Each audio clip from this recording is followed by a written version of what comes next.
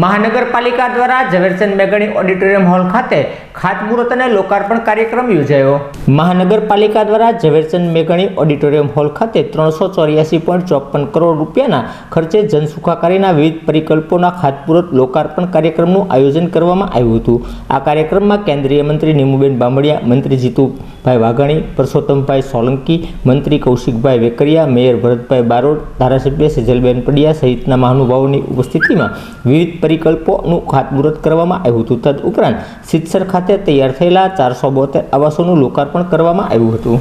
શું ખોટું, કેવી રીતે કઈ પાર્ટી કામ કરી રહી છે, એ વિકાસથી સમાજજીવનની અંદર કેટલું મોટું પરિવર્તન આવે, બધા જ પ્રશ્નોનું કોઈ સમાધાન હોય મિત્રો તો માની ચાલજો વિકાસ। 92 ઉમેદવારોએ પોતપોતાનો નિમણૂક પત્ર આજના દિવસે મેળવી લેવાનો રહેશે।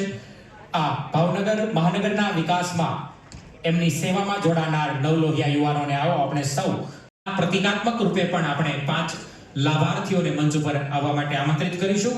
આપણી ભારતીય સનાતન સંસ્કૃતિ સુખ શાંતિ અને સમૃદ્ધિ પ્રક્રિયામાં તમને કરવા પડે એવું ટાઈમ લાગશે। માત્ર રૂપિયા 5.5 લાખ જેટલી રકમની અંદર 2 BHK નો ફ્લેટ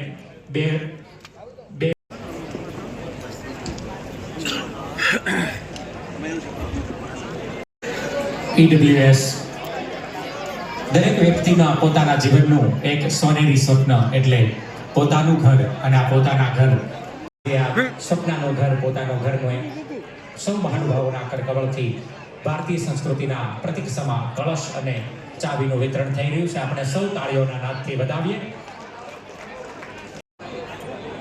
સોલિડ વેસ્ટ મેનેજમેન્ટ વિભાગ સ્વચ્છ ભારત અંતર્ગત આપવામાં આવે છે, અને આ રકમના જેઓ હકદાર બન્યા છે એવા Bariya Labhben Mavjibhai, Vaghela Prabhaben Bhikhabhai, ward number 4, ward number 1 બારી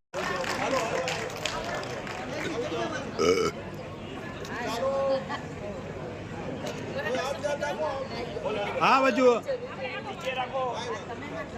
ઓકે। ભાવનગર શહેર આજે સમગ્ર રાષ્ટ્રની અંદર નગરપાલિકા દ્વારા સ્વર્ણિમ જયંતિ મુખ્યમંત્રી શહેરી વિકાસ યોજના અંતર્ગત ગુજરાતના મુખ્યમંત્રી શ્રી ભૂપેન્દ્રભાઈ પટેલ સાહેબના નેતૃત્વમાં અને આપણા નાયબ મુખ્યમંત્રી હર્ષભાઈ સંઘવીના નેતૃત્વમાં, આપણા ધારાસભ્યના નેતૃત્વમાં અનેક વિકાસના કામો લગભગ 384 કરોડ વિકાસના કાર્યોનું લોકાર્પણ થયું છે। મને ગર્વ છે કે આપણા મહાનગરપાલિકાની મેયર, સ્ટેન્ડિંગ, ડેપ્યુટી મેયર, નેતા, દંડક પ્લસ આપણા ચેરમેનો અને આપણા નગરસેવકોએ જે પ્રકારે તનતોડ મહેનત કરી છે, વિકાસના કામોનું ફોલોઅપ કર્યું છે, એને હું લાખ અભિનંદન આપું છું। એક નેતા આદરણીય પ્રધાનમંત્રી શ્રી નરેન્દ્રભાઈ મોદી સાહેબના નેતૃત્વમાં નારી સશક્તિકરણને એક નવી દિશા મળી છે। આજે ભારતની મહિલાઓ દરેક ક્ષેત્રમાં એક નવી ઓળખ ઊભી કરી રહી છે। આજે ભારતની દીકરીઓ રાફેલ પ્લેન ઉડાવે છે, સેનામાં કાયમી કમિશન મેળવે છે, અને દેશની સરહદો પર પણ આજે મહિલા એ તૈનાત છે।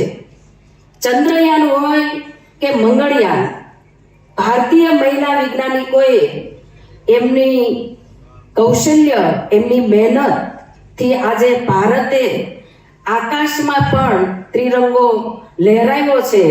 ત્યારે મહિલાઓ, જે મહિલા વૈજ્ઞાનિક બહેનો છે, એમને પણ હું ખૂબ હૃદયથી શુભેચ્છાઓ આપું છું કે એમનું પણ અપાર યોગદાન રહ્યું છે।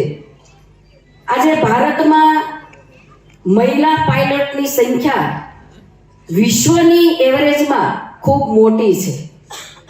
ઓલિમ્પિકથી લઈ કોમનવેલ્થ સુધી દીકરીઓએ આપણો ત્રિરંગો વિશ્વમાં લહેરાવ્યો છે। આજે સ્ટાર્ટઅપ હોય કે મુદ્રા યોજના હોય, દરેકમાં મહિલાઓ ખૂબ આગળ વધી રહી છે। ત્યારે નારી શક્તિને આજે હું ખૂબ હૃદયથી શુભેચ્છાઓ પાઠવું છું। સંપ્રદાય વચ્ચે ઝઘડા કરાવો, કોઈને લાલચ આપો, લોભ આપો, સપનાઓ બતાવો અને ચૂંટણી જીતી જવાય. આવું રાજનીતિ સમગ્ર દેશમાં વર્ષો સુધી ચાલી. આ રાજ્યમાં મુખ્યમંત્રી તરીકે માનનીય કેશુભાઈ અને નરેન્દ્રભાઈની નેતૃત્વની અંદર યાત્રા શરૂ થઈ અને મને કહેતા આનંદ છે આ રાજ્યની અંદર રાજનીતિની અંદર વિકાસથી પણ સત્તા લઈ શકાય એ સૂત્ર સાથે કોઈએ કામ કર્યું હોય તો આનું એકમાત્ર નામ છે નરેન્દ્ર મોદી, નરેન્દ્ર મોદી, નરેન્દ્ર મોદી. આ હિંમતનું કામ હતું સાહેબ. કાવા દાવા કરીને ચૂંટણીઓ જીતી શકાય, પણ લોકોને વિકાસ બતાવીને ચૂંટણી લડવી એ ચર્ચાઓ થતી હતી. હું પણ એમાં સામેલ હતો કે શું આપણે આ મુદ્દા ઉપર ચૂંટણી લડવા જઈશું. મોદી સાહેબ દ્રઢ હતા કે મને ભરોસો છે કે વિકાસની રાજનીતિ, વિકાસના નામ ઉપર અને વિકાસ કર્યો છે અને કરવાના છે એ રીતે મત માંગવા નીકળ્યા અને ગુજરાતની જનતાએ સ્વીકાર્યા અને આજે દેશની જનતાએ વિકાસની રાજનીતિ સ્વીકારી છે અને વિશ્વએ જેમણે સ્વીકારી છે. આપણું ભારતમાંથી નીકળેલું આ વિકાસની યાત્રા વિશ્વએ અમલવારી કરવી પડી સાહેબ.